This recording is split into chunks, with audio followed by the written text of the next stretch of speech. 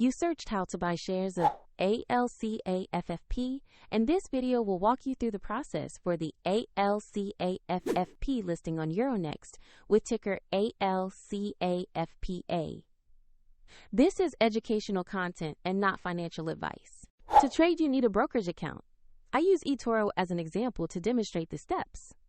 After registering, you will need to verify the account, normally by uploading an ID, and add funds before you can buy shares. Use the platform search bar and enter the ticker ALCAF.PA to find the listing. Select the matching Euronext result to ensure you have the correct stock.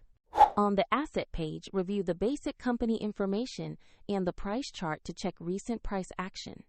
Confirm the company name, exchange, and ticker to make sure it is the right asset. Choose Buy. Enter the investment amount you want and carefully review the order details before confirming. If the market is closed, your order may be queued or executed at market open. And if you lack sufficient funds, the platform will prompt you to add money before the purchase completes.